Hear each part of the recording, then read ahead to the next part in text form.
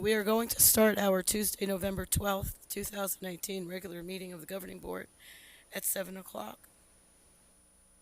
Um, Roll call. All members are here minus Miss Frank, and we will stand to do the pledge.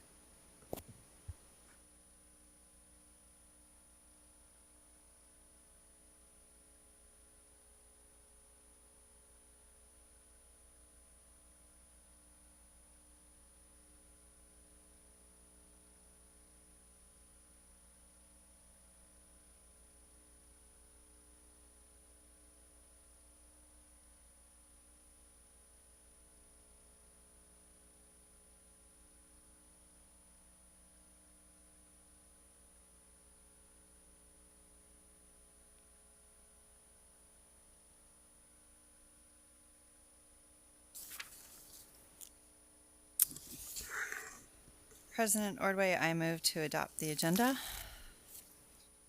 I second. All those in favor? Aye. Aye. Aye.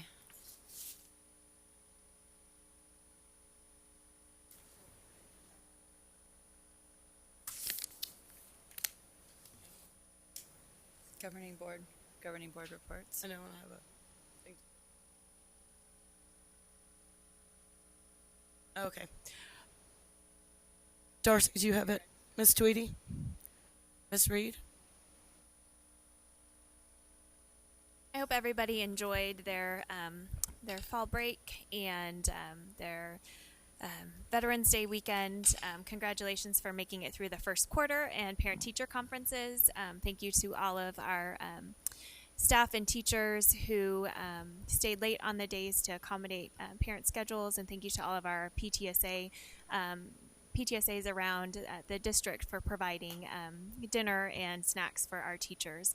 I know that was very appreciated. I'll make my report quick. Just wanted to touch on some of the amazing things that happened over the last couple of weeks. Senator Heather Carter was able to go to Sandra Day O'Connor High School for Take Your Legislator to School Day, and the administration and the teachers were able to show off some of the signature programs that were available at O'Connor. And then Councilwoman Thelda Williams from District 1 was able to do a school tour at Barry Goldwater High School, and that was the first time that she's ever been on campus. So it was great to just be able to show her around and show her some of the signature programs that are in her district, and so she can see what an amazing school that is for the students who live in her area. So I just wanted to say thank you to those two elected officials for taking time out of their day to visit two of our high schools. Mrs. O'Brien. It has been a long time since we've been together, and so I've missed everyone, but there has been a lot going on. And in addition to thanking Senator Carter and Councilwoman Williams for attending our schools and for wanting to be able to go to other schools, I'm very excited. Thank you for all the celebrations honoring our veterans this last week. We had some amazing celebrations.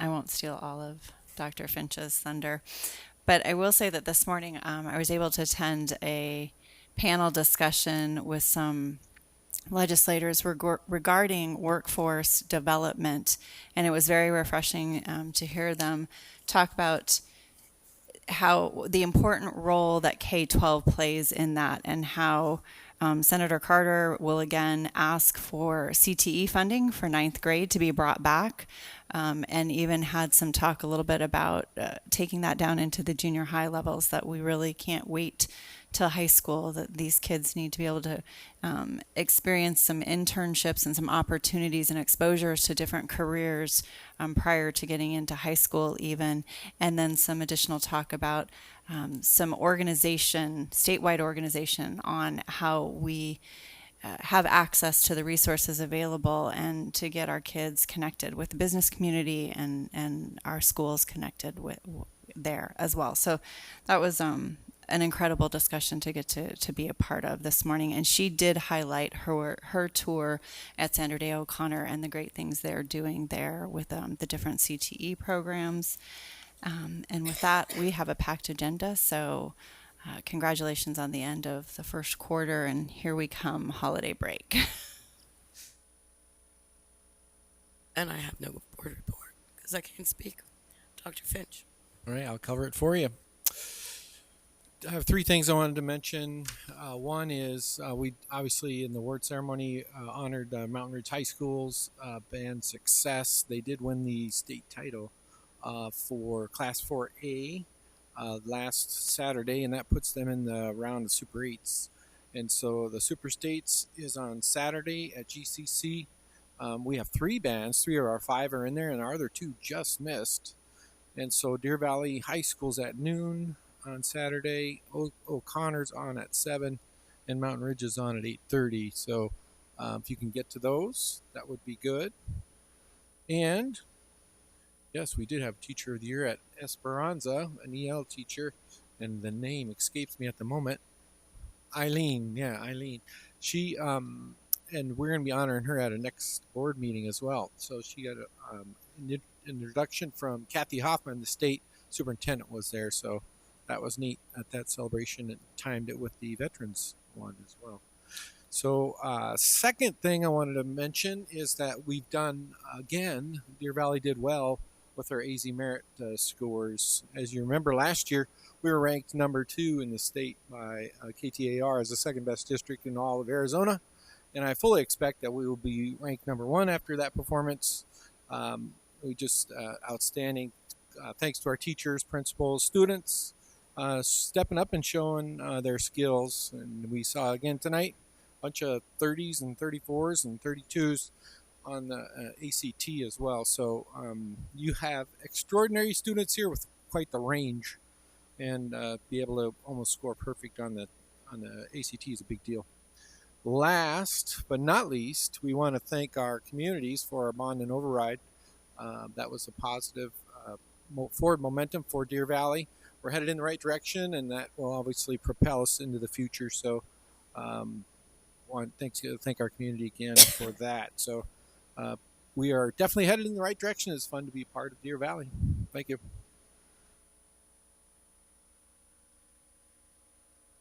And we have the finance report. Mrs. Mock. Good evening, Madam President, members of the board, Dr. Finch, and guests. I continue to be pleased to bring you the enrollment report for the district. As of the end of October, we continue to show an increase in students of about 0.5% over the same time last year. It's about 100, actually more than, we're looking right now at more than 100 more kindergarten students than what we had over this time last year. With that, we do want to give you the reminder that those kindergarten students, we only receive half of the 0.5 funding for those kiddos compared to the other students. So we will see the continued benefits of those next year when we receive that full funding for those kindergarten students.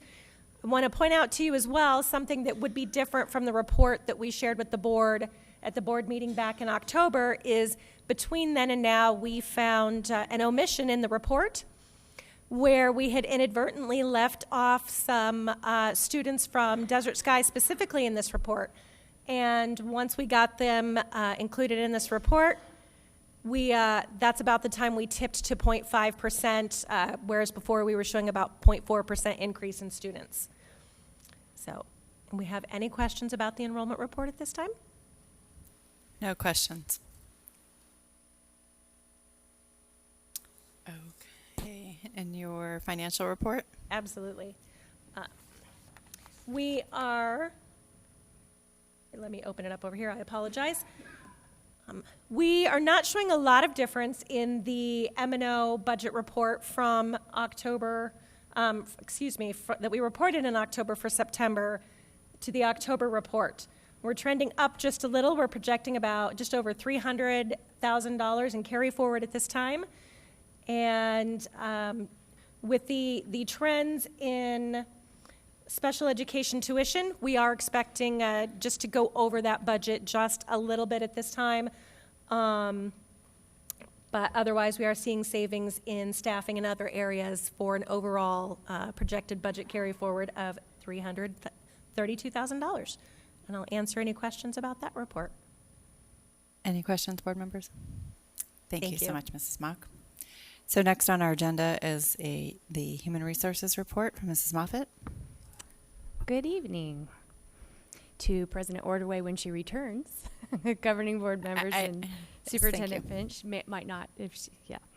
I am happy to have the opportunity to share with you the work that we have been doing over the last couple of years around the idea of engagement in Deer Valley. First of all, I'd like to go back probably around 1.5 to 2 years. We spent time with DEO looking at the strategic plan and in anticipation of rolling out the new plan.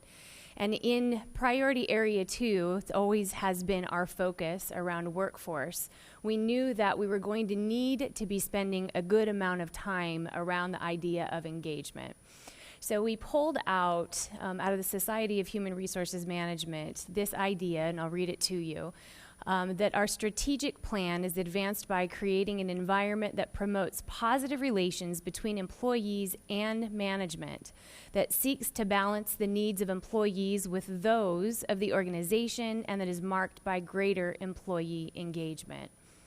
Taking on this idea, we knew that development and understanding around the idea of engagement was going to be critical in our district, and that helping our employees and our leaders understand the delicate balance between employment needs and what our organization was trying to achieve, and of course that is student wellness and student learning.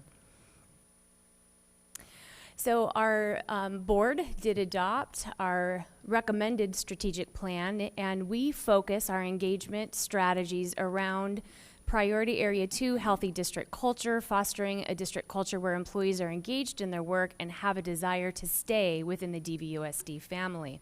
Well, you can imagine, no matter who you ask, they're going to have a different definition for what employee engagement is. So our district adopted the first bullet you see in front of you, and that is, in the workplace, engagement refers to the degree of positive emotion a person attaches to the organization, to their job, and their colleagues.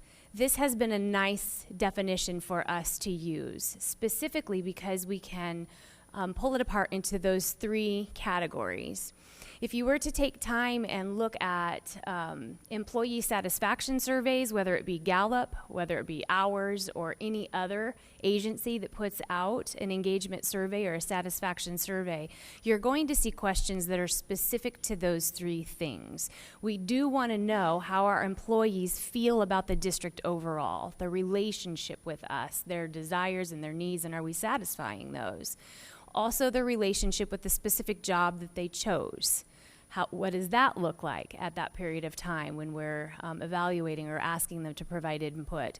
And most often, importantly, the most important thing that tends to come to the top is relationships. How our employees feel about the people that they work with and the people that they work for. So second to that, to further the definition, we know that when a person is engaged, they're attracted to the organization or to their job or to their colleagues. They're inspired by, they're committed to, and even fascinated with their work and their input to the relationship that they do have with their work. Structuring how we were going to be approaching our engagement campaign, we looked at 4 core competencies in human resources. And first off was under the area of learning and development. We have a plan in place that you've probably seen if you have looked at any of the things that Dr. Finch has shared with you under engagement, that we have specific ideas that we are training with all of our leaders and all of our employees around engagement, employment life cycle, and neuro leadership. Additionally, we're working under the competency of total rewards, and I'm going to be spending some time sharing with you specifically on the HR side, our EAP. We look at retention data. We have a lot of retention data, different areas that we collect, and now we're pulling it all together, and we're developing a data dashboard where we can start to create a story. how the data comes together and the story that it tells so that we can make sure that we're taking the appropriate actions in the area of engagement. And then under employee relations, specifically relationships with our different employee in groups and recognition plans. To give you an idea of where we're hoping all of our employees will reside is in the career life cycle that you see in front of you. We start with typically someone that is excited about a job. They move into their employment in the idealized phase. And this could be any job. It can be a classified job, an administrative job, a certificated job in education or outside of education. Most often, people, when they begin their employment, have an idealized way that they see that job. And if we stay focused on a teacher, it could be their romanticized idea of what they think it's going to be like when they become a teacher. And when they are hired, they often move into a phase called the honeymoon phase. And that's where it's still really great. They see that the job is something that's quite fantastic. They haven't realized yet that there are some very stressful and difficult things that are associated with that job. And that's when they begin to move into stage 3. We call this when the other shoe drops. And when the other shoe drops, you start to realize, well, there's a lot of paperwork that comes with this job, and I didn't realize that I would have to be working with so many different stakeholders, and some of them are quite cranky, and you realize what the totality of what the job entails. Moving into stage 4, this is where most people want to be, and that's at peak performance. It doesn't mean that they have highly proficient evaluations or that they are amazing in all ways, but they know that they have the job down and they are rocking it in their eyes and in other people's eyes as well. Where we want to avoid, but it can occur, is when people begin to plateau out or where they begin to feel devalued. So we have run focus groups over the last couple of years with this life cycle. We've asked our employees to report how they are feeling and why they are feeling that way. We are also educating all of our leaders about the life cycle, and we're asking them to have one-on-one conversations with their employees at some point during the evaluation cycle to get an idea of how our employees are feeling about their employment within that year. One area that we want them to focus on specifically is that stage 6 devalue phase, because many of our employees we see may be behaving as though they are in the devalue stage. Those are easy for our administrators to address. When you see it, you can open the dialogue.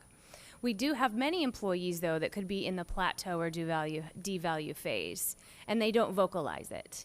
They look like they're peak performers, but they are burning out. And so by opening that dialogue, we have opportunity to help that employee re-engage in their work. Some of the things that we've noticed with our employees are not unique to Deer Valley. We do take time to benchmark with our peers here in Arizona. As you know, we benchmark with our consortium, and we also take a lot of time to research for educational national trends as well as industry national trends. So this is in the area of human resources. This was collected through Forbes. 96% of employees believe showing empathy is an important way to advance employee retention. 89% of workers at companies that support well-being initiatives are more likely to recommend their company as a good place to work. 87% of employees expect their employer to support them in balancing work and personal commitments. We are noticing the same. 61% of employees are burned out on the job. That's the plateau and the devalue phases. 61% of employees agree that they have made healthier lifestyle choices because of their company's wellness program. There is a difference between corporate and social sector. So specifically for us, some of the differences that we have noticed is that our employees are experiencing a significant amount of stress. You may have heard us speak, if you've come to any of our EAP presentations that we share with our groups, that it seems to be a natural thought process. People understand that work can be extremely stressful for police officers, and work can be extremely stressful for firefighters. Work can also be very stressful for educators, and it is not specific to teachers. It is, in my belief, specific to educators overall. When you look at the research nationally around education, you'll see that there is a big trend right now for secondary traumatic stress. We in Deer Valley, because we began to experience these things in the last couple of years, we began to look at this as well. A recent study by Deloitte shows that 84% of employees have experienced physical, psychological, or behavioral symptoms of poor mental health, where work was a contributing factor. We also know that many of them do not want to vocalize that they have these stresses. In fact, 8 in 10 teachers have had mental health problems throughout their careers, and only a quarter of those who indicated a mental health concern told their supervisor. In Deer Valley, we have noticed an increase in the number of employees requesting leaves related to mental wellness issues, the number of employees requesting accommodations for the same, number of employees requesting time off due to family members who have similar illnesses, and the number of employees indicating that they have even suicidal ideation. This is what drove us to look into the EAP program. So an employee assistance program is not incredibly common, we learned, in education in Arizona. So we feel fortunate that you gave us the blessing to move forward with this work. We did meet with Public Safety Crisis Solutions, if you recall, when we presented this to you last year. This is the entity that provides support to the Phoenix Fire Department. Phoenix Fire also came in to look at the framework that we had drafted and to provide some insight to some of the things that we could do to help our employees. Here's our criteria when we looked last year, and this is what we have had the benefit this year in utilizing. We did need an EAP that could provide an educational platform. We do know that when we roll anything out, if we just tell people that it's there and we never touch it again and we never tell them how they can utilize it or how it's beneficial to them, it will not be used. We did need the EAP to support us in campaigning. We also needed their assistance in destigmatizing emotional needs. Not many people like to vocalize that they are struggling, and therefore we do need to do work in Deer Valley on destigmatization. We also needed a crisis solution, a flight deployment team. I think you all are aware that we have a flight team that is specific for our students, and that team did vocalize to human resources that they were not incredibly comfortable in working with employees or with their peers who were struggling emotionally. They were not trained for those things. So that's something that we needed our EAP to do also. And we needed additional wellness resources focused on things that would help us with presenteeism, psychological fitness, physical wellness, where payroll spends most of their time over there, and financial support and legal support. So we did adopt Interface EAP. Interface EAP provides every single one of our employees 6 face-to-face counseling sessions on any single issue, benefited or non-benefited, dependents, and employees. They also provide legal assistance. This was another ask, knowing that legal issues can be issues that present themselves and cause people not to be able to engage in their work. So, and we did also ask that the EAP be able to provide a simple will kit for all of our employees every single year, free. It can be adjusted. Financial assistance also, and online benefits that are available to every single one of our employees. So I want to highlight here again, third to last, that one focus that we wanted to make sure that we had was that all of our employees were able to access this benefit, and they can, including their dependents, and that it was budget friendly or budget conscious, and it has been or the adoption of it met all of that criteria. So you may wonder at this point, what does our utilization look like? Our interface EAP is telling us that currently we are trending above the national average in the usage of our EAP resources. 73.5% of the users are employees, and the rest of them are dependents of our employees. The top 3 reasons our employees are utilizing this service currently: first is for anxiety. These were all tied, actually. Anxiety, the other one being stress, and the third being legal. We also collect data from our each referral on how they heard about our EAP to make sure that we market it appropriately. And you'll see that a little over 45% hear it through our media push. HR and supervisors are pushing it out as well. Some are self-referrals, physician referrals, and peer referrals. We would like to also specifically thank you, too, for this partnership. This is passionate work from Human Resources. I know Cabinet and all of our leaders. We also have the fortune of working through ASPA. They are very interested in this, and we will be working with them running the fall conference next fall of 2020. This is the key topic of that conference through ASPA. We also, this Friday, the ASBA, ASBO, and ASA legislative workshop, we were invited in through Justin Wing to participate in that panel. So we'll be able to share some of these things this Friday, and thank you, too, for allowing us the opportunity to share it with the Governor's Council last month. Any questions? Thank you, Mrs. Moffett. Any questions, board members? Very good. Thank you for your presentation this evening and all your hard work. Okay, our next report is from Dr. Zerbach on school threats.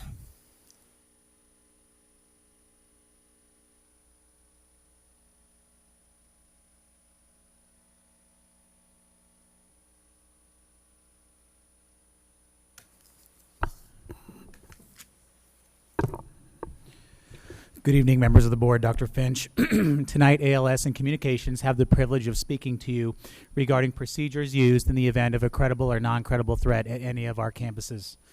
This brief report will include details from the 40,000-foot perspective rather than from the ground level, as there are some safety and security pieces that we do not divulge to the general public. The safety and security of our students and staff is the #1 priority not only for the ALS department, but for the entire district as well. We thank the board for its commitment to supporting a district-level director position that focuses on safety and security.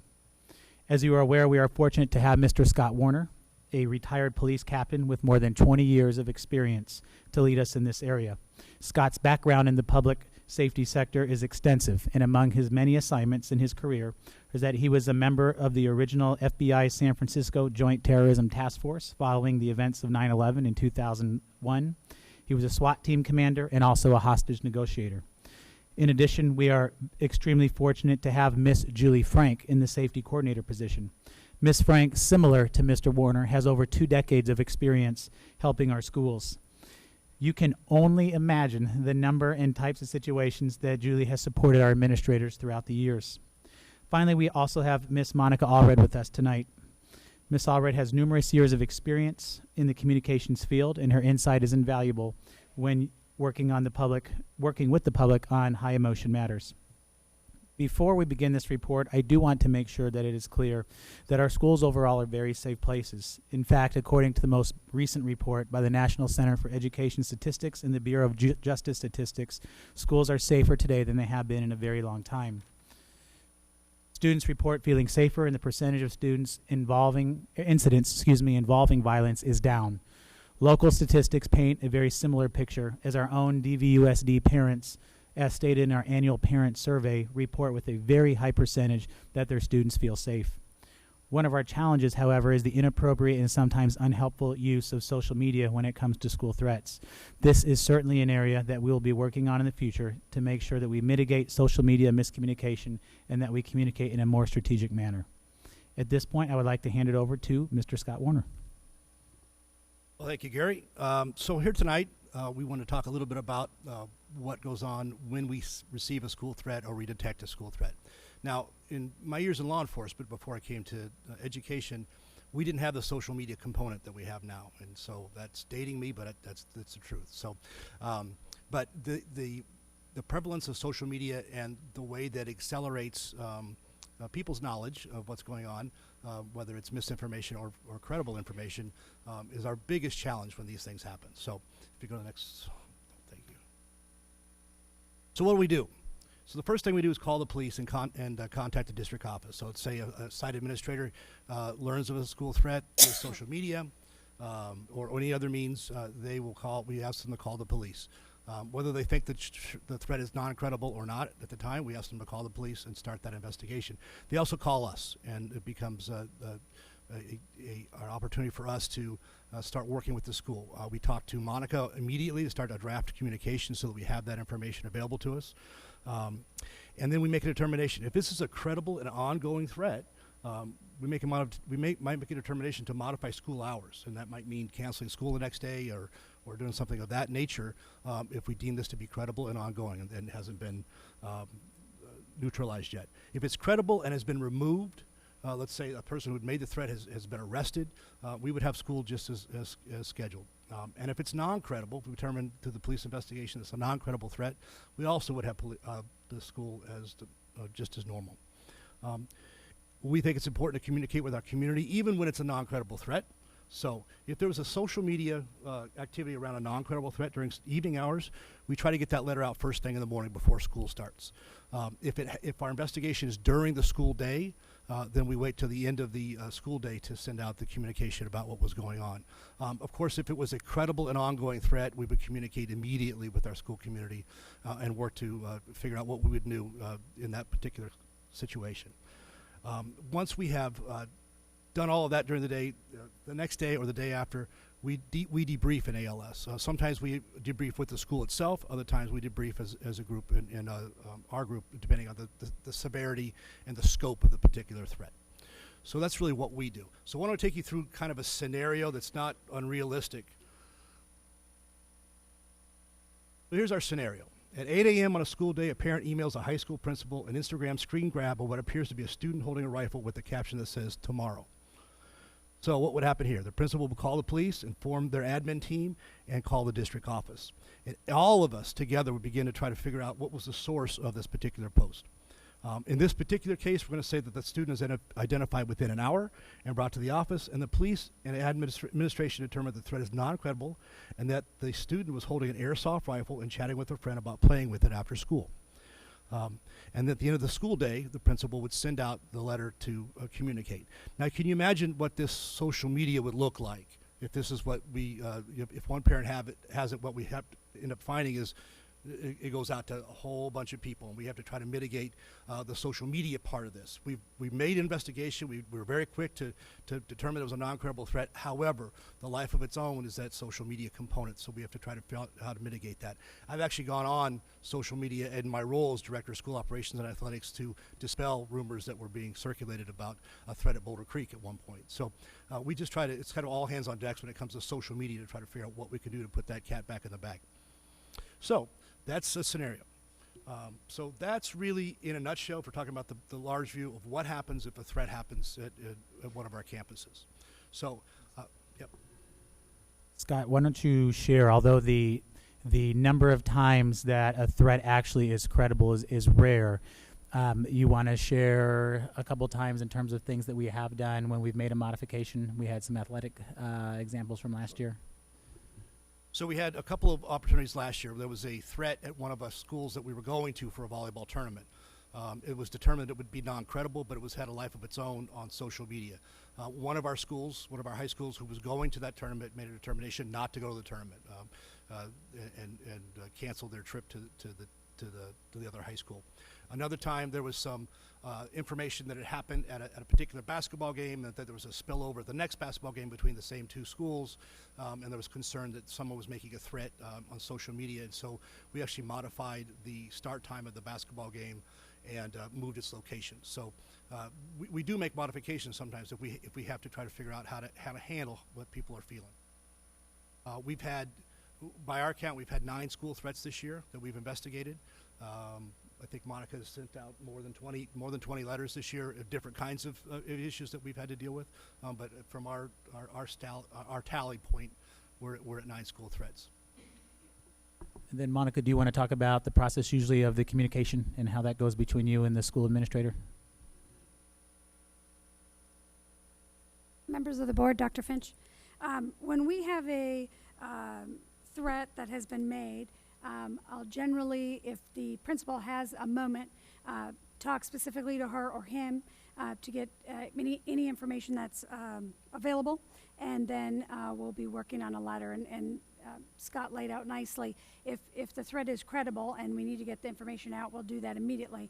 Almost all the time, a threat is non-credible or deemed non-credible pretty quickly, and so then we'll decide when that information needs to go out at that time. So did you have any questions for us? Mrs. Tweedy.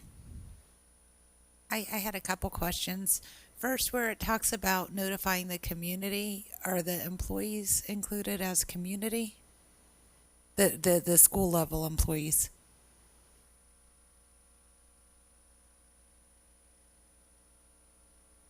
Usually we depend on the principal to tell the school level employees what's going on. Well, I guess, and so one thing that's been brought to my attention by numerous employees over the district when things have happened is the employees either aren't notified at all, or they're notified after the community, or they'll show up at school and there'll be increased police presence and they have no idea why. So at least from my perspective, it would make sense to have more of a standardized protocol for including the employees at the school in the notification process. I mean, I guess that would be the first one. And then the second one, what's the thought behind notifying the community of non-credible threats after school hours? Because then when they hear about it elsewhere and you haven't notified them that it's non-credible, they may perceive it to be credible. So the struggle that we have is that when we notify the school community during the school day, it disrupts the school. We have parents coming to take their kids out of school, even though we say it's non-credible, even though we've said the investigation is deemed that the police are involved or whatever it might be. What happens for us is it disrupts the school day, and we have parents showing up at school to take their kids out, even though, as I said, we've said it's non-credible. We've found the best practice for us to not disrupt the school is to wait till school dismisses. So you don't have an issue with parents hearing about it anyway, but not anything from the school and thinking it's more of a threat than it is because they haven't received communication that it was non-credible? I mean, I don't know if you're following what I'm asking. Tweety, members of the board, Dr. Finch, in a case where there is a lot of chatter on social media, certainly we would then move to communicate. In a case where there are just a handful of parents and a principal is able to talk to those parents and it's not community-wide, then we would wait till the end of the day. It's really about the capacity to be able to communicate to those that are concerned. And so once there's more than 10 parents calling the office, it gets difficult to answer those questions quickly, and then that way we would send a letter out to all parents immediately. And generally, the information that we send out would be asking parents their assistance in not spreading misinformation and that kind of thing. All your questions? Mrs. Reed? I'm curious about the debriefing sessions. I've had some other conversations with some other school districts and then some police officers who actually sit on crisis teams within the school district. And they had mentioned that at one point Deer Valley had one of those, and to their knowledge that we didn't have one any longer, but it's a crisis team, a conglomerate of different stakeholders that meet quarterly and then meet after a threat to go through it. So is that something that we have and I just am not up on it, or is that something that we can look into?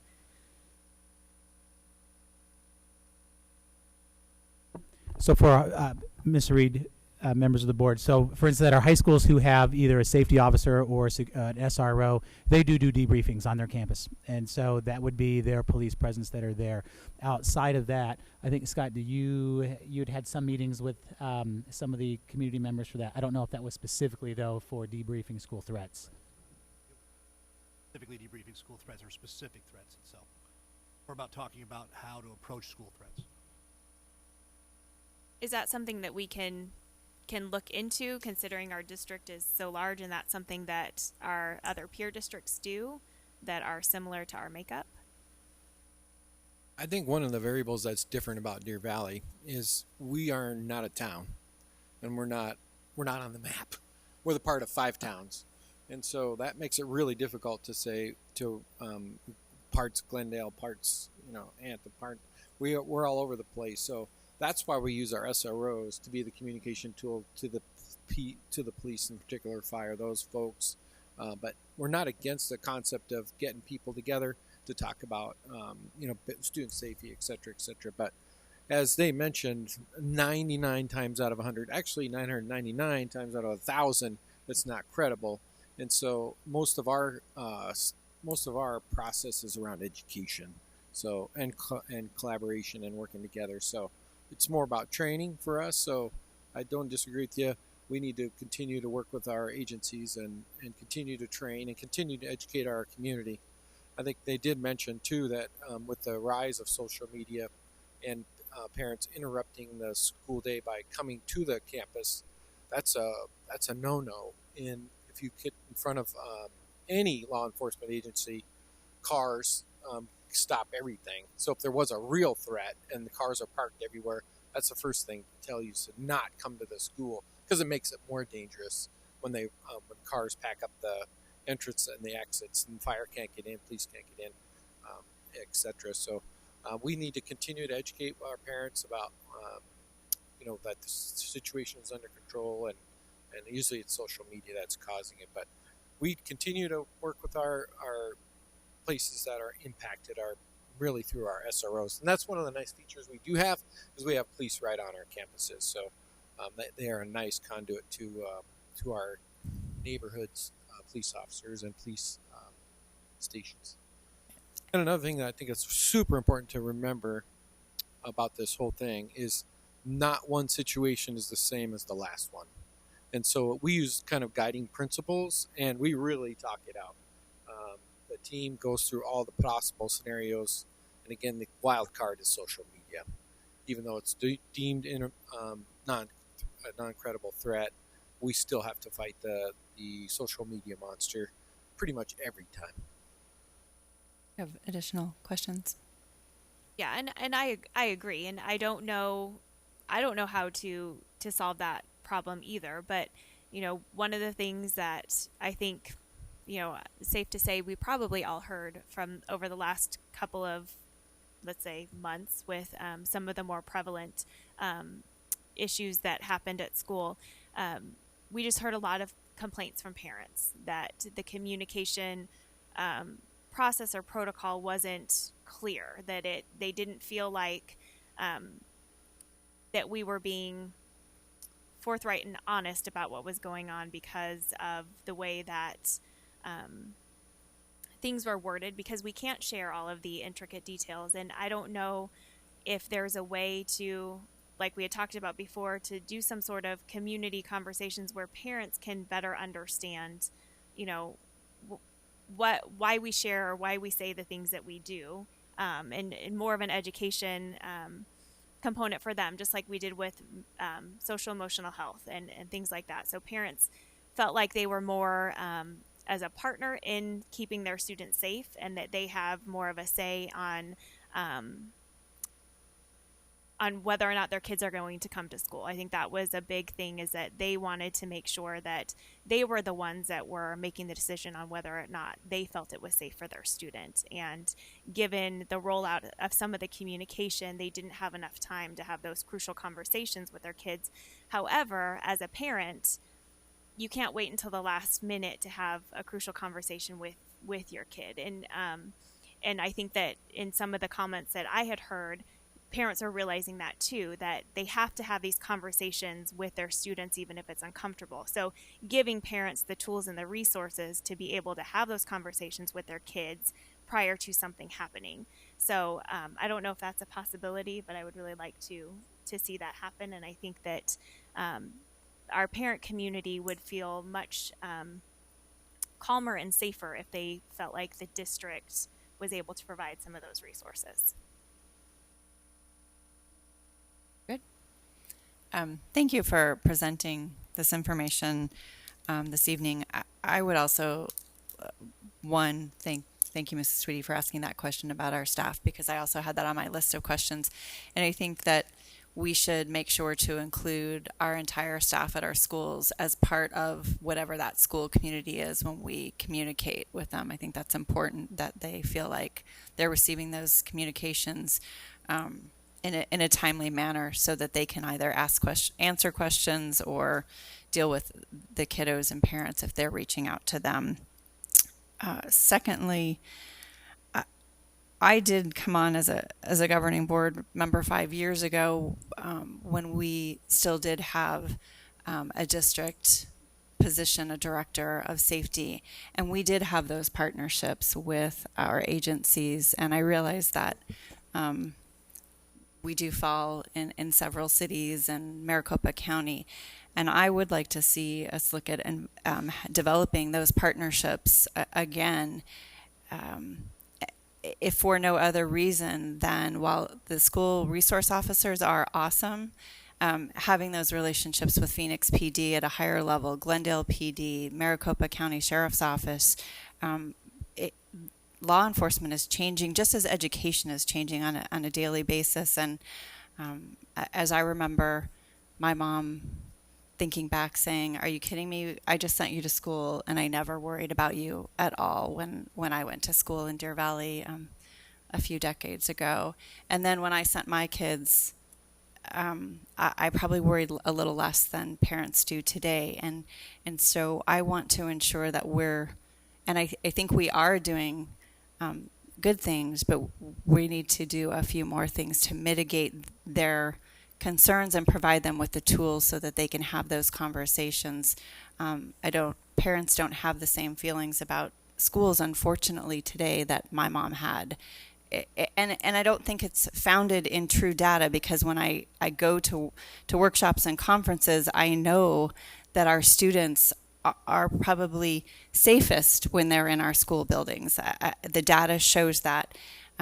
Unfortunately, this is an emotional topic, and you don't deal with an emotional topic with logic, and we need to help bridge that gap for our parents. And I appreciate all the hard work you all are doing, and I appreciate that your willingness to tweak the processes a little bit so that we can better help our parents to trust us more with their students when they feel like there's a threat, even when it's not a credible one. So thank you tonight and for your presentation. Okay, we are on to public comments.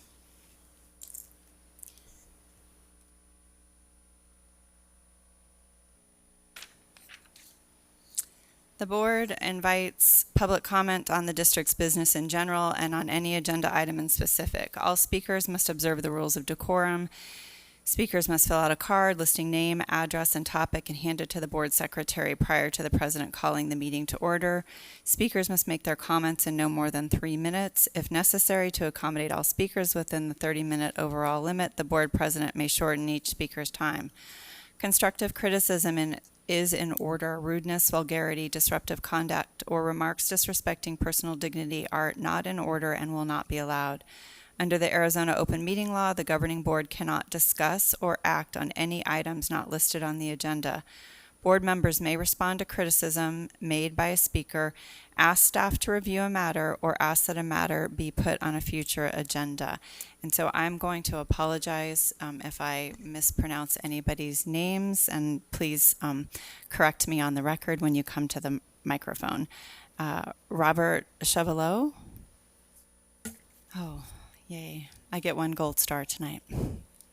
Please say your name for the record, and then you have 3 minutes. My name is Robert Chevalot, very good pronunciation. Good evening, President Orway or Vice President O'Brien, governing board members, and Dr. Finch. Thank you for the opportunity to speak tonight. My name is Robert Chevallot. I help to lead the Arizona Trans Youth and Parent Organization.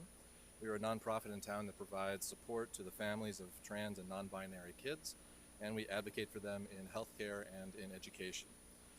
I'm here tonight to highlight an incident of bullying and harassment that took place on October 17th at your Norterra Canyon school.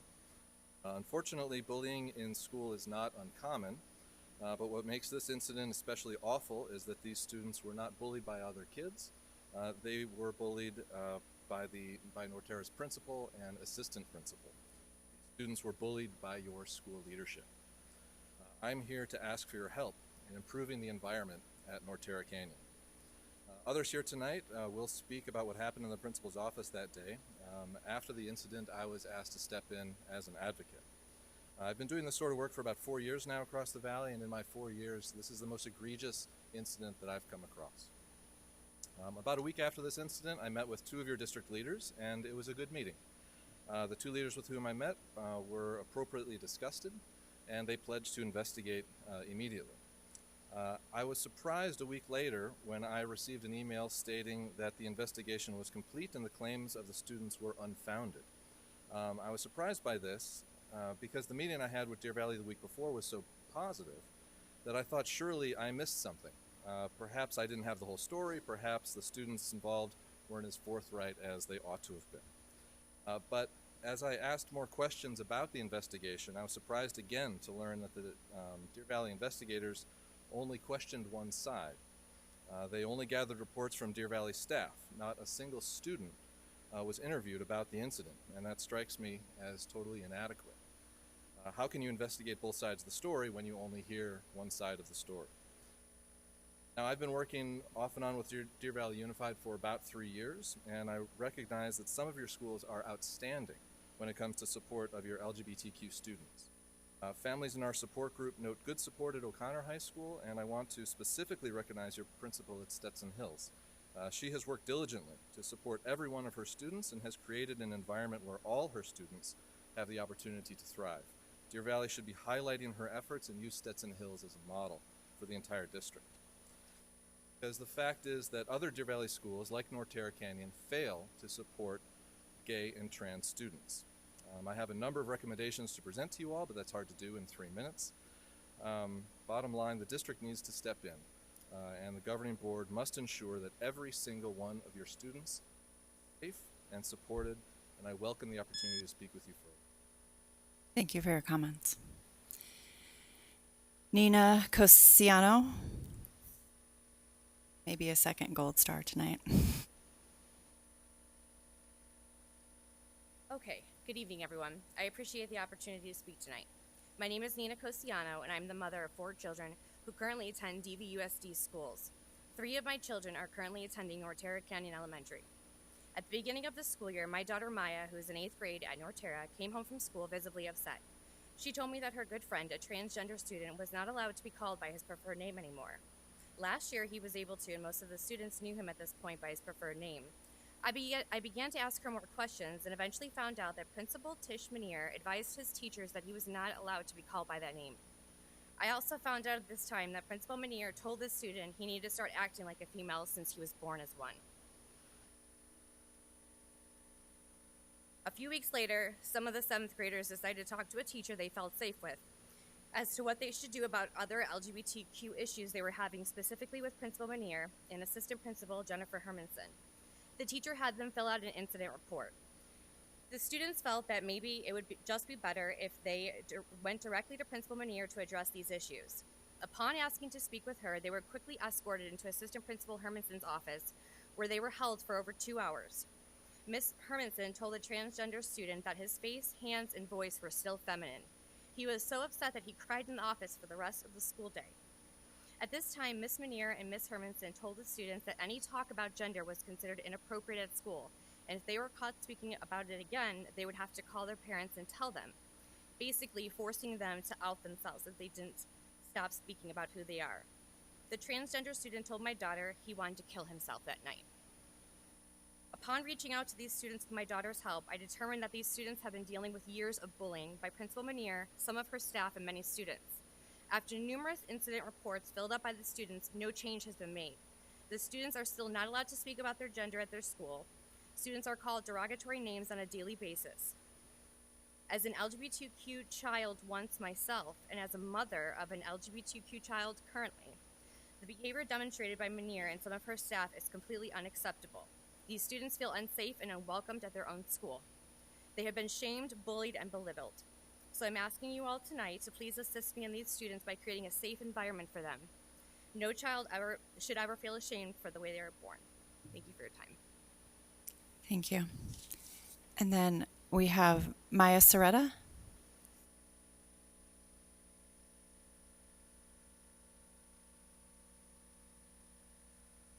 I'm sorry, you're allowed to what? Oh, absolutely. Please just make sure you speak into the microphone so that we can hear you, okay? Do that. Just kind of lean forward a little bit. There you go. My name is Maya Soretta, and I'm a student at Norterra Canyon.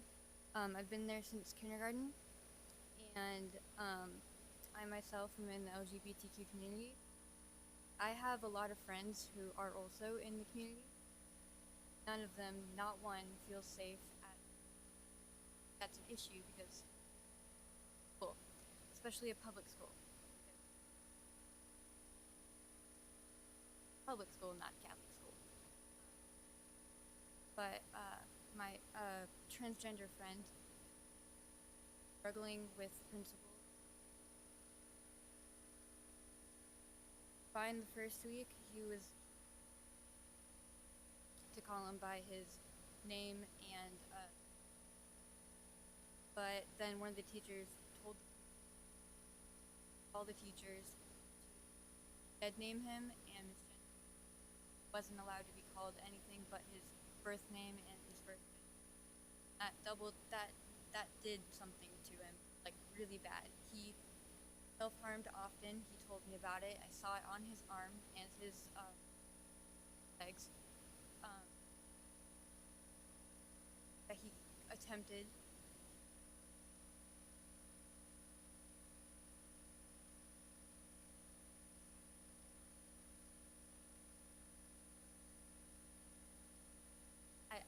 I don't.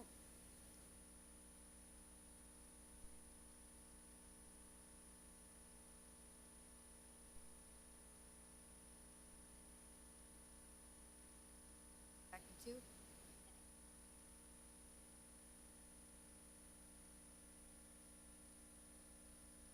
The fact that students are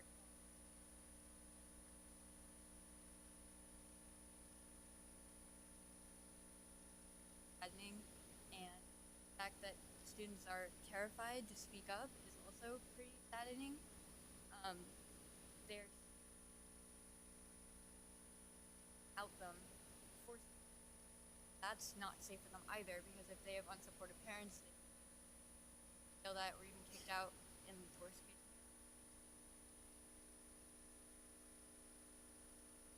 Thank you. Dr. Finch, can you provide us an update in the Friday update regarding this? Sure. Thank you.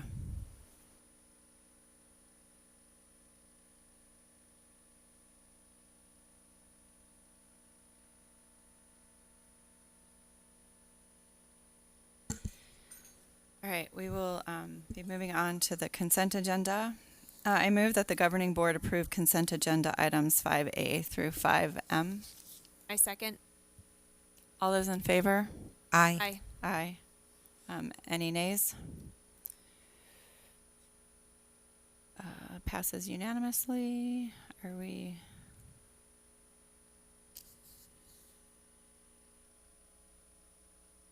Ready? Vote electronically, please.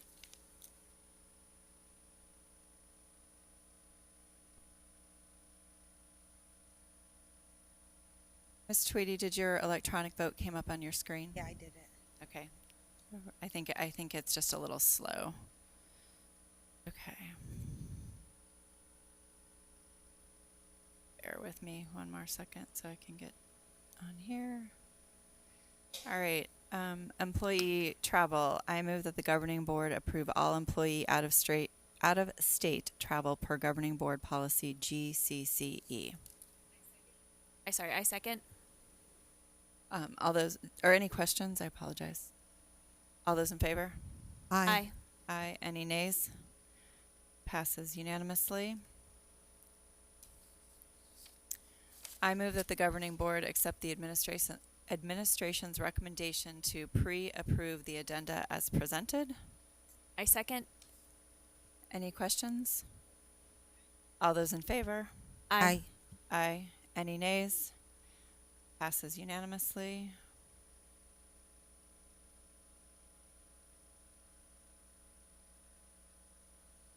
I move that the governing board approve the professional travel for board members who request to attend the National School Board Conference in Chicago, Illinois, April 2nd through 6th, 2020. I second. Any questions? All those in favor? Aye. Aye. Any nays? Motion passed unanimously. I move that the governing board designate a delegate alternate to represent Deer Valley Unified School District at Arizona School Board Association business meeting. I second. Oh, and that should, no, that's fine. You could second. We need to name somebody. So I would nominate Ann Ordway to be the alternate. I second that person. nomination. Any questions? All those in favor? Aye. Aye. Aye.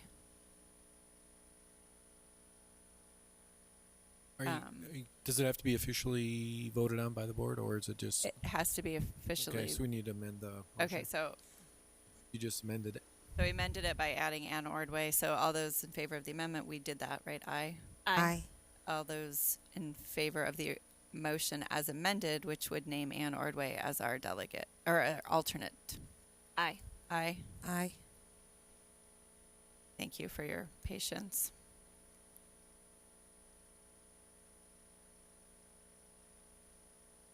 Oh, another vote on here? Right, we did verbally, Did so you we're vote just on doing that? it Yeah, electronically. There it goes. Okay. No, we voted on the yeah, we voted on it all. I move that the governing board approve Proposal A to provide direction to the delegate to vote on behalf of the Deer Valley Unified School District Governing Board regarding proposed ASBA bylaw changes, and that we vote yes.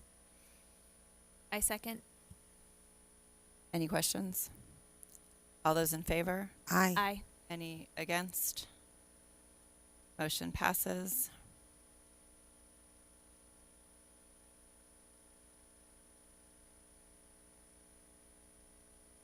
Just waiting for the electronic vote to occur.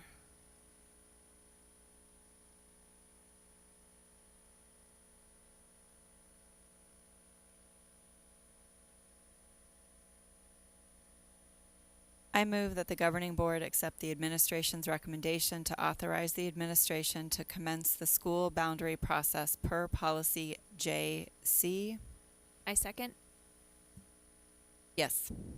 Is this just talking about the meetings and the timeline that was shared in the board update? And actually, we're going to have a report, I think, from Mr. Miglerino.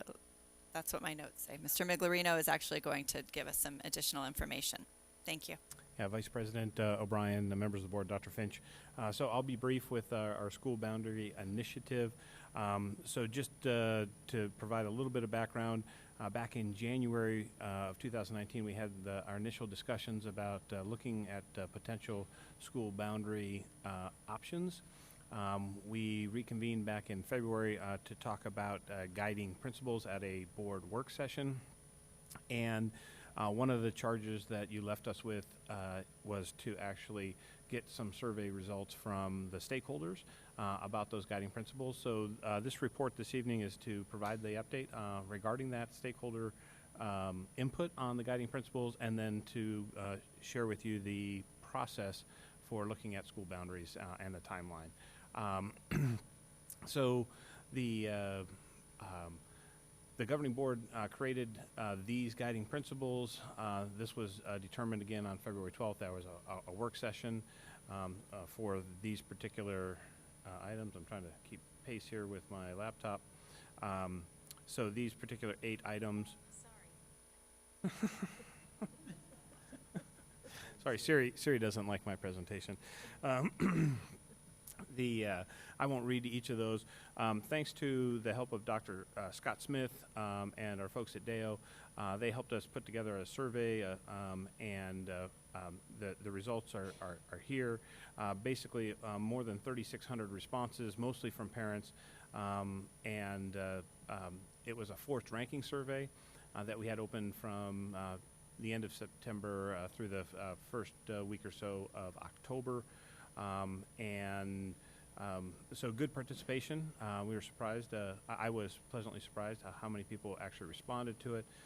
This survey just actually kind of gives you the forced ranking of the 8 particular guiding principles that the board developed back in February. From that information, here are the top ranked responses. So keeping families and neighborhoods together, proximity, location, and contiguous boundaries, a sustainable long-term plan, and transportation related concerns. So again, we didn't necessarily learn anything new because they were also supportive. There was also, at the board's direction, the opportunity for narrative comments to be part of the survey, and there really wasn't any common theme with those narrative comments. So no additional guiding principle was determined. We did get plenty of comments specifically about a school. Again, that wasn't the intent of the survey. It was really just to talk about what are the things that we want to make sure that we're using as a way to establish what changes might need to be looked at when it comes to school boundaries. We do have the need for specifically looking at the new elementary school and what boundary it will have. Again, that is scheduled to open in August of 2020. So we need, there is an immediate need to address that. We are taking the opportunity to look at some elementary school realignment based on patterns that we see with open enrollment trends and changes that have happened over time with when they were when school boundaries were originally established and the changing demographic of those school attendance areas. We have some school-specific programs that Dr. Finch and other cabinet members have presented to the board that we'd like to look at, and then high school realignment. So we actually don't have too many high school students. We end up having too many high school students at particular high schools. So redistributing the high school students over the existing campuses would be a very maybe daunting task, but it would yield the need for us not to have to consider a very expensive proposition such as dealing with the capacity issues at a particular campus or two that are our largest high schools. So with that in mind, we've come up with some timelines that we would start the process pending the board's decision this evening for initial community meetings starting as early as Monday, November 18th. There would be one meeting at each of the high school, so we would do these meetings by region. Not every high school potentially has the same number of changes to it, but again, if we're going to realign the high schools as part of this effort, we would use those as kind of a base to be able to make it convenient for the communities to be able to come and share their input. We would send out a required mailer that's part of our policy, your board policy, JC. There's also a statute around this, ARS 15341, I think it's paragraph 37. And then we would come back to the official meetings December 9th through the 12th, where we would have the second community meetings where the public input would be, we would share the actual proposed changes. On the November 18th meeting, it's really just a conversation starter to be able to get input from the community as to, again, what changes would they potentially support or object to so that we can make an informed decision. bring back those options in those meetings, the second committee meetings, December 9th through the 12th. We would preview those with the board. We have a regular board meeting scheduled on December 10th. We would post any potential boundary changes on our website, which is also part of your board policy, so that by as early as January 14th, we could have a formal consideration of any boundary changes that we would look into implementing. I want to make sure that I just mentioned here that there are the potential for us to have, especially when it comes to high school boundaries. I don't think we've ever done high school boundaries that haven't been phased in over time. So even though we'd be making this decision as early as January of 2020, the implementation might be in a future year so that the existing students at a campus would continue at that campus potentially. But there are some other campus needs, especially, as I mentioned, the new elementary school, that might have a different timeline, right? We need a school boundary for the new school so that we know how many students are going to be attending that school.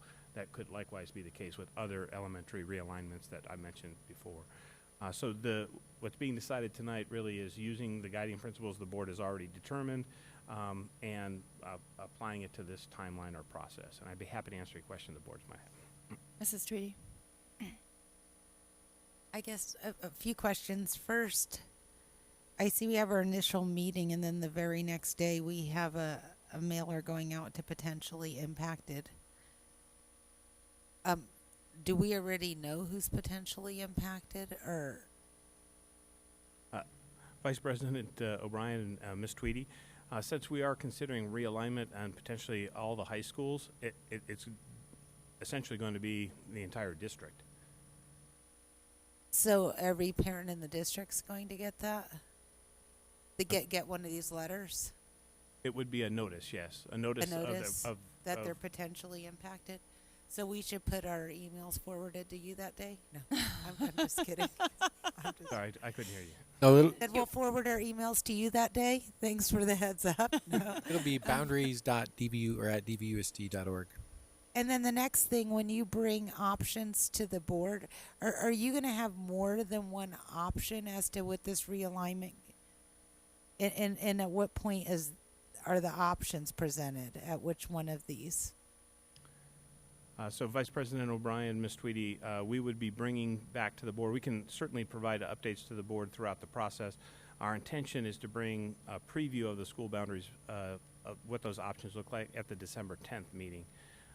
That will be going on simultaneously with the required official meeting with the community that will be happening that same week. So we'll know what the options look like for the December 10th regular board meeting, and we'll be also presenting that to the community, but we won't have all of the input. So any of the input that we receive from the official meetings with the community, let's say, because we're not sharing a definitive option on Monday, the November 18th, we're basically saying, hey, we're looking at boundary options. We want some input. Here are some ideas that we're considering. For example, the new elementary school. We're considering realigning the high school boundaries to balance enrollment, et cetera. It won't be until the December 9th through 12th second meetings that we actually have some options to share. So I don't want to commit ourselves to having multiple options, but there certainly could be multiple options based on whatever input we're receiving between November 18th and December 9th. And then But there's going to be more than one option considered, right? Yeah, we are considering multiple options. Okay. But it depends on your definition of options, right? Multiple options for high school boundaries, or so more than one option for each high school. I don't think that's part of our plan, but multiple options for high school boundaries in general, we're certainly open to. That answer your questions, kind of. It's clear as mud. And it's still early too. Right. We don't know. Yeah. I don't think we know what's going to come out of the meetings on Monday from the community, and based on our guiding principles and what we hear from the community and what we know about our enrollment might help to drive what kind of options are presented to us. Well, I guess as one quick follow-up, did the consultant provide you with options? Vice President O'Brien, Ms. Tweedy, yes, so we haven't developed like a definitive plan, but we certainly have things that are conversation starters that we are prepared to share with the community on November 18th. But they are not. I wouldn't consider them options. In fact, we debated this word earlier. I think we're going to refer to them as considerations. So here are some of the considerations that need to take place to meet the objective. So in order to balance the high school enrollment, we're going to have to increase the population at schools that have smaller student populations currently and in the foreseeable projected future, and we need to decrease the population of those campuses that are over their capacity. Can you just send the board then in the next update what the consultant has given you so we could at least understand follow the thought process here? We can certainly share the presentation that'll happen on Monday with the board. We can do that. We actually have a presentation that's going to be it's already done. We can we're planning on anyway giving it to you on Friday.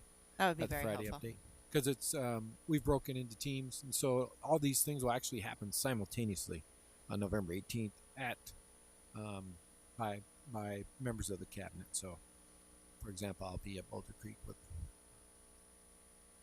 So we'll have 10 folks out gathering information, and we'll give you that PowerPoint. Mrs. Reed? So I know that this is like the big elephant in the room that all the parents that are watching are dying to know is if on Monday you will have the provisional boundary recommendation maps on display.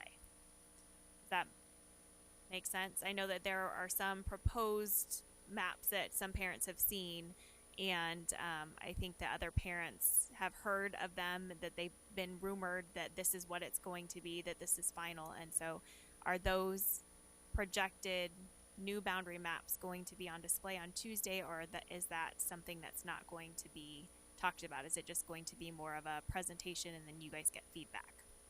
Vice President O'Brien, Ms. Reed, yes, we will have proposed maps, but I just want to make sure that we're clear that just because we're providing the maps, it's more of a conversation starter than we think it is a final. If they were finalized, there'd be no reason to have this initial meeting. We're only required to have one public meeting to take input on the actual boundary changes. So between November 18th and December 9th, we hope to create a final map that that people can provide official input on.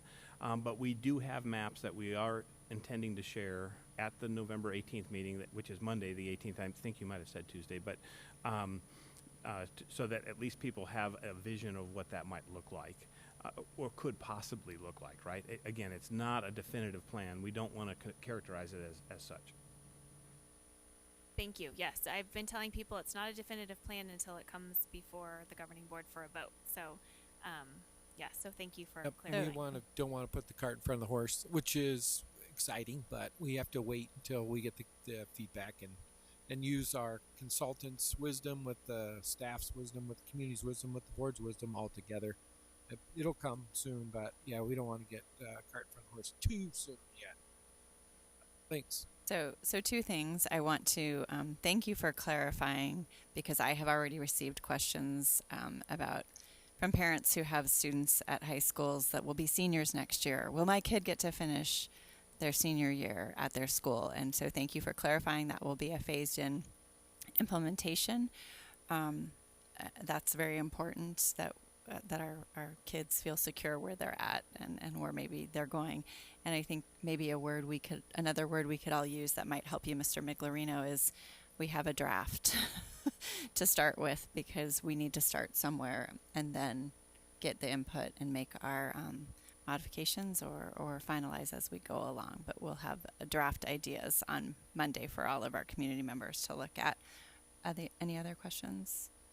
Any other points? Thank you so much, Mr. Miglerino. Appreciate that. Oh, we have to vote. All those in favor say aye. Aye. Aye. Any nays? Hearing none, the motion passes unanimously. We can vote online. And we are going to move to our preview items. And our first preview item this evening is Juul vaping lawsuit. And I believe that is for you, Dr. Finch. I will start that one. Wonderful. We actually have Jose Riviera from here, from a local Arizona firm, as I mentioned in the Friday update, to answer any questions you might have. I'll do a little kind of my version, and then I think I attached the PowerPoint that I actually saw in the webinar that I was involved with. I think hopefully you had a chance to take a peek at that. I think I actually have it in paper form in front of you. But in general, this is not news to you. What's in board docs, so there she's on it. Yep. And it's the Juul lawsuit. They control 80% of the market, and so they're obviously the one with the target on their back now that students are becoming addicted younger and younger. And more research shows over and over that they are directly marketing to our students. So we, as the aftermath of that, we use our own services, our own time, our own energy and efforts, along with our parents, dealing with the problems related to vaping.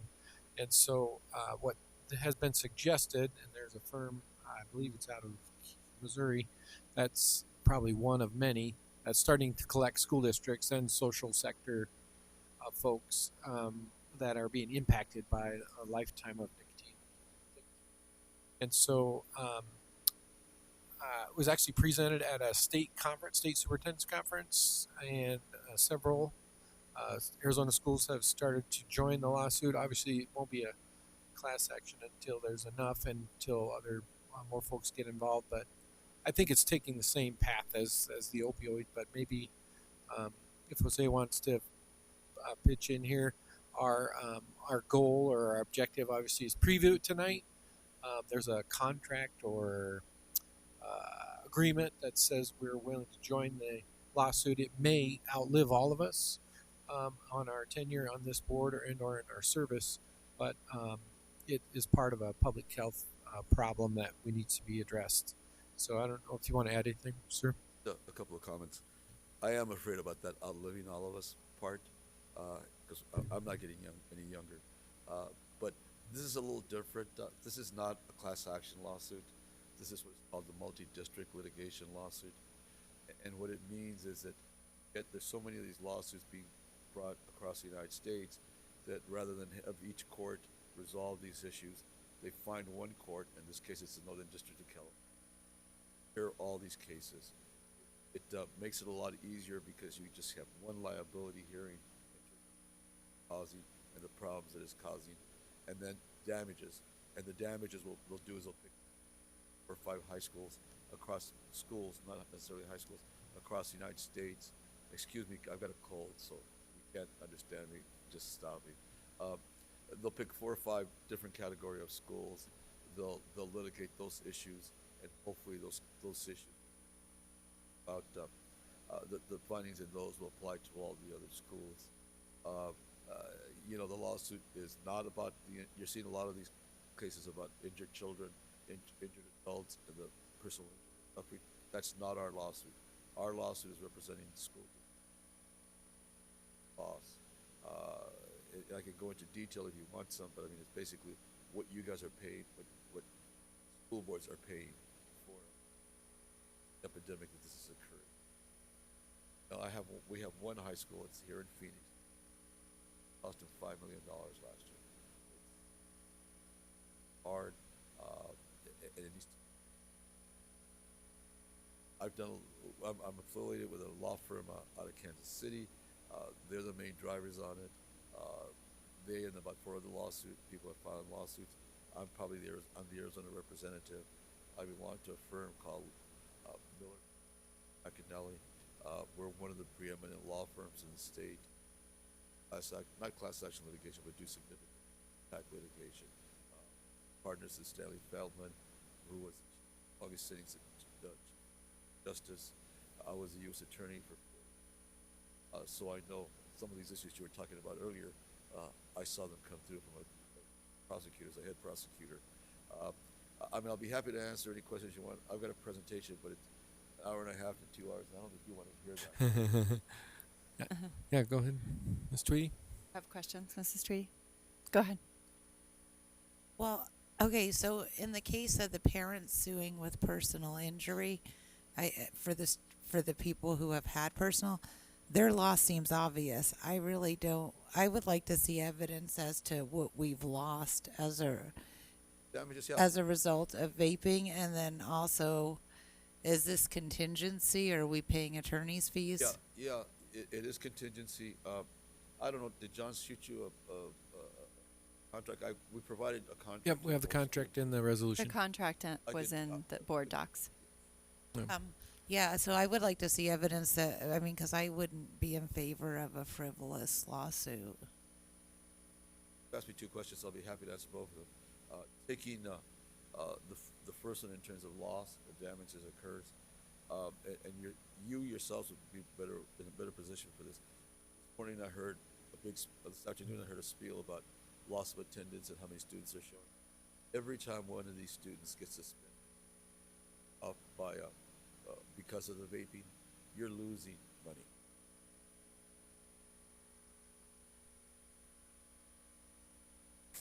When you have to hire extra personnel, you're losing money. You have to hire a lot of the schools. What they're doing now is they're putting smoke alarms in the bathrooms because that's what usually happens. You're having to pay for it. They're very expensive. They don't work as well as you think. Every time you have to add personnel to guard against this, to have more security personnel, to do more patrols, you're losing money. Come back to school, and they start taking remedial classes. That's another budget item that you have. Back and they can't graduate for another year. It's indirect hard causes. It's not, like I told you, it's not a personal injury. That just the added attention and the added money that these. I have not looked at the statistic that you have. A little smaller than you. Already expelled 13 students. Probably the largest of the schools. Had expelled significant numbers. You can go to Circle K store here, you can see them being advertised. I provided the material in terms of how they look. They're very pretty, they're very small. The market that they're going after is students. When they opened it up the first day, I don't know if many of you have gone to downtown Manhattan. They rented every one of those buildings.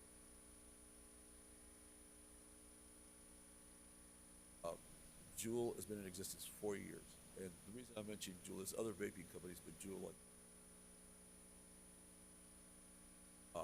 in 4 years, Juul went startup with no money.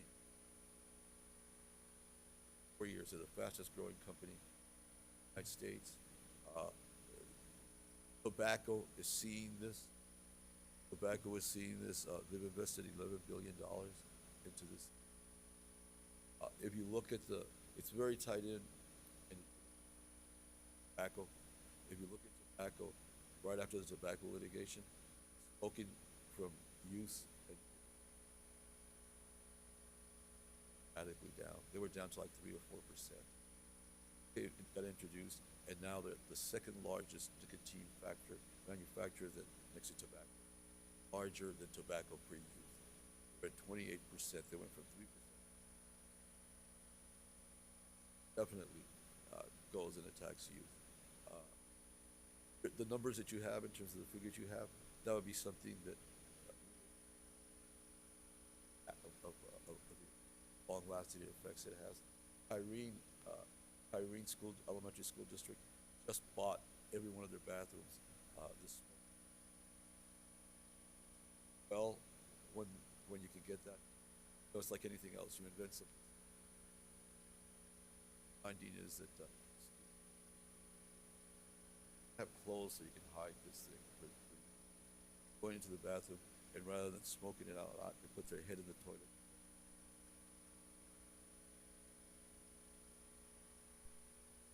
That answer your first question adequately? Do you want? We just want the district to provide me documentation as to what type of money we're out and why we think it's Jules' fault.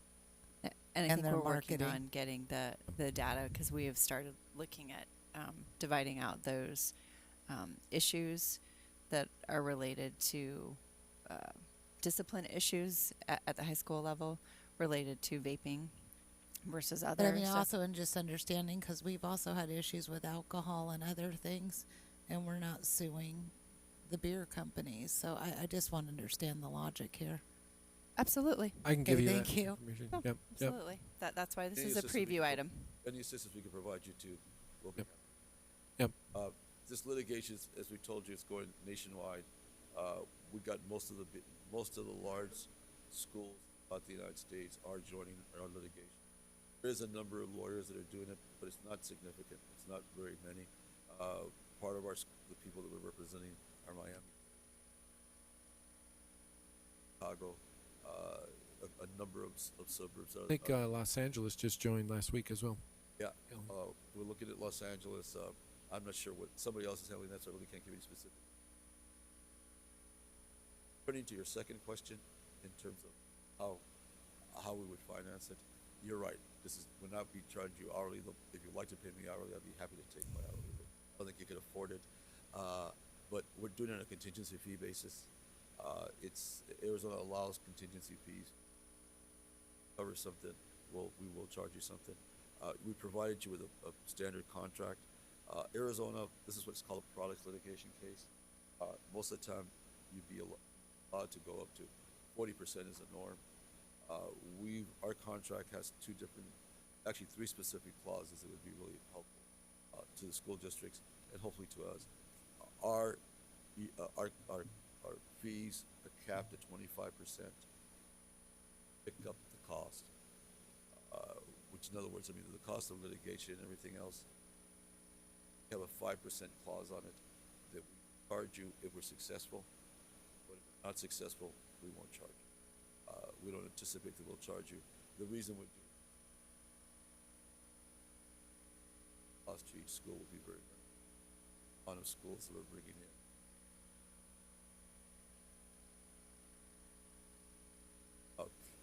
That's the first two clauses. You know, it's 25%, actually 20 when you take the 5% out. The other clause that we have is that if for some reason we don't like each other when we start litigating, or for whatever reason you want to, we have an escape clause in it, which politely tell us to go somewhere else and leave, and we will. Charge to you. If you hire another attorney, we will assert it. Hire another attorney, but it won't never come out of the school coffers. It'll never be charged to the school at all. We've got a couple of complaints. I could show you the complaint that we drafted for Tucson. Yeah, we can. You can I think give you it. probably have it. Yeah, it's we can that thick. attach it. Tucson has already been accepted into the multi-district.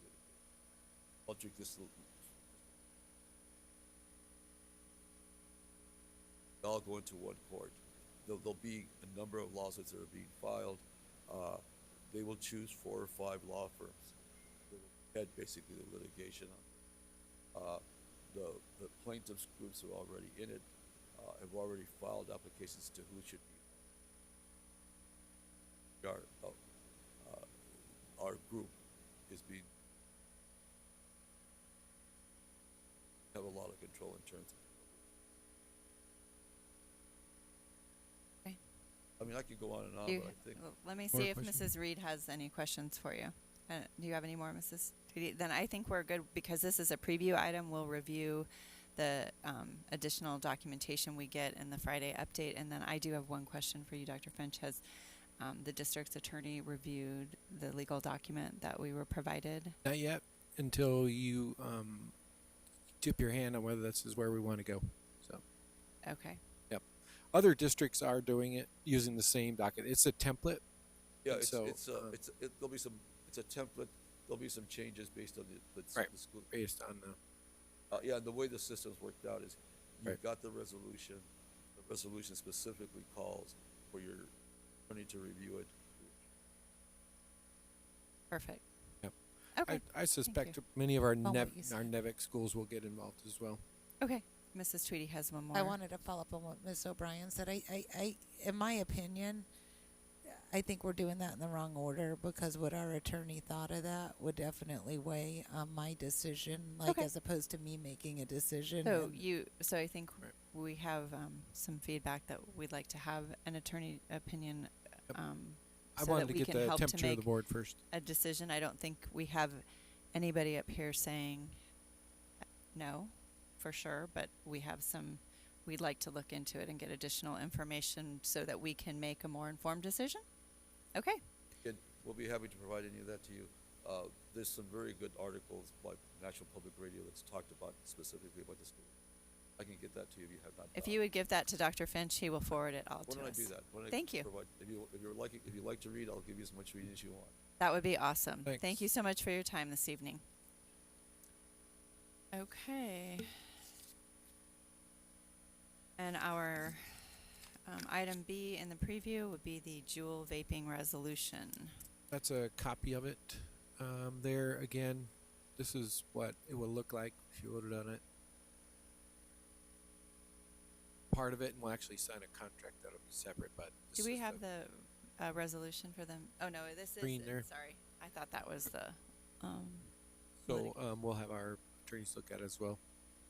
But like I said, many school districts are doing it now, so it's probably been through the ringer a couple times. So it won't take them long to.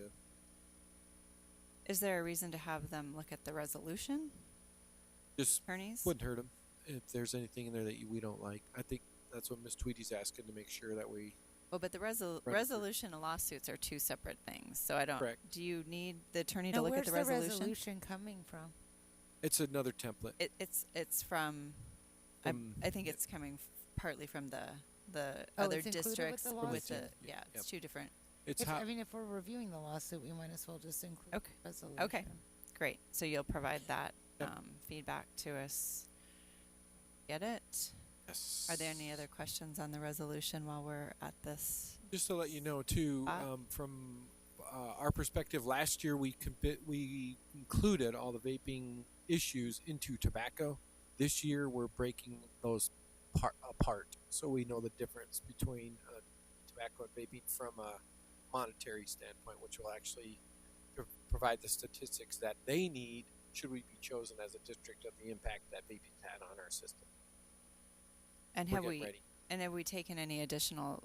I mean, I don't recall that we have, but are there additional steps like any of the smoke detectors that we're taking in our district at this time related to vaping? We have not done that. Okay. Nope. Any other questions? We're all good. Thank you, Dr. Finch. We are going to move on to preview item C, which is our draft census resolution.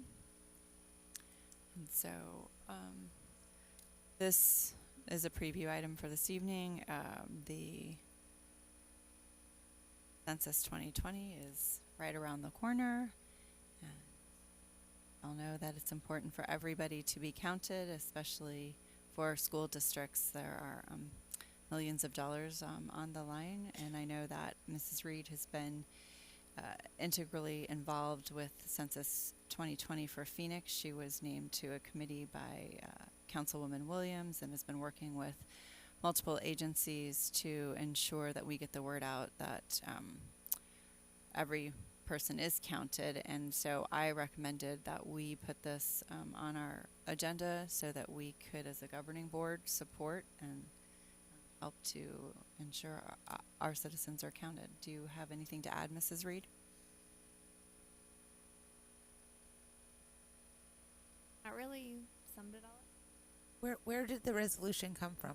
Who wrote it? The original resolution was written by the Arizona School Boards Association. Has been modified for our district. So it was passed unanimously by the board of directors, which has a representative from every county across the state, and then executive officers as well as chairman of the caucuses. Okay. Yeah, it doesn't look real controversial. I was just curious. Nope, I just was making sure you understood who that makeup was, and Okay. and so if you have any questions, later a time, or Arizona School Boards Association could address additionally if you have further, or Mrs. Reed. All right, thank you. I'm assuming this is actually going on around the country. I know that in Arizona there are school districts. There are other school districts that have already passed it and are in the process of passing it. So, yeah, and it may be going around the country. So, if there are no further questions on this item, we'll see it on the agenda in a couple weeks for an action item. And if there are no other announcements or questions, future meeting dates are posted, and we will all see you in a couple weeks. Meeting is adjourned at 8:40. Oh, can I have a motion to adjourn? Sorry. So moved. Second. All in favor? Aye. Aye. Meeting's adjourned.